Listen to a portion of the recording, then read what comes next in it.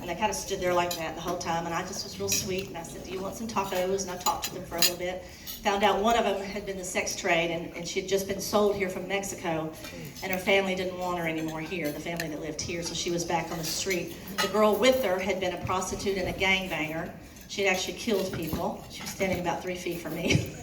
And she really had an attitude, and they had not been able to really get through to those girls the whole time this ministry had been going down there. So I talked to them for a little bit, and then I see this guy walk across the street that was really a nice-looking guy, and he was walking really fast. And so I yelled at him, I said, hey! And he turned around and looked at me, and I said, do you want a taco? And he goes, yeah, hold on just a minute, I gotta go get one of my girls. I thought, I'm fixing to meet my first pimp. And so anyway, so he goes to get her, they come back, and when they came back, he had her gripped so tight she could hardly move, and his whole demeanor toward me had completely changed. And they walked up to me, and I said, hey, sweetie, are you hungry? And as God is my witness, this is what she did, him holding her on the arm. She went,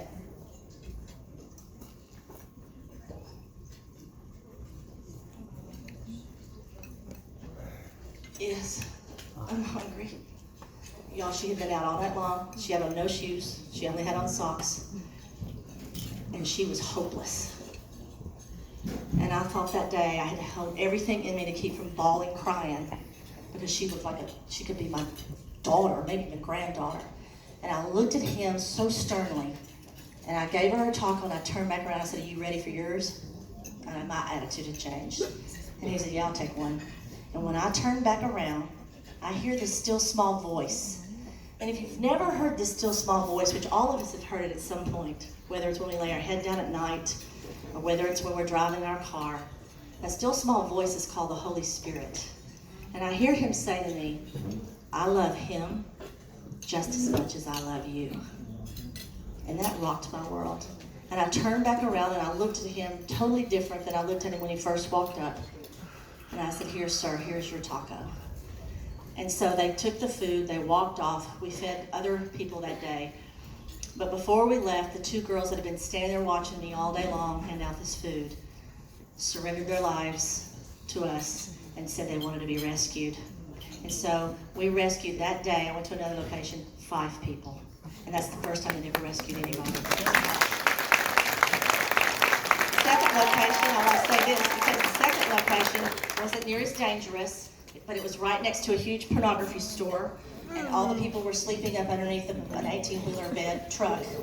And we had to go get McDonald's food. By that time, we were out of tacos, and those people they didn't look as run down, I guess, for lack of better words, as hopeless as the first group. However, they still were. I met call girls there. I actually watched a man walk up with a girl that was a prostitute and a guy in a Cadillac coming from downtown Dallas.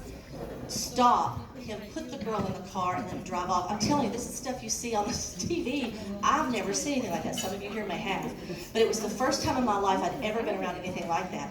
And I went home that night and I told my husband, I've got to stop doing what I'm doing. I've got to go change the world. It's in our own backyard. People are hurting. People are hopeless. People don't even know their name. They're so hooked on drugs. I said, Jeff, what can I do? And I had been with a friend of mine who works with sexually trafficked women and sexually exploited women. And I'd gone down to the Salvation Army and the Union Gospel Mission with her after that. And I found out about an organization in Atlanta that's doing something to change lives here in Dallas, or in Atlanta and Dallas. But their organization only lets 100 women come in. And I thought, I got to do something. I want 1 million women to come in. And so I called my group of friends. Some of them were sitting right at that table. And I said, I want to start this thing, and I want to name it the Dallas Dream Team. I bought the URL several months ago, not even knowing what I was going to use it for. I just liked the name, the Dream Team. But anyway, so I said, I want to name it the Dallas Dream Team. I want to get 100 women to come in. Each of us give $1,000 a year for 3 years, and let's give away $100,000 every year to a small or medium nonprofit in our own backyard.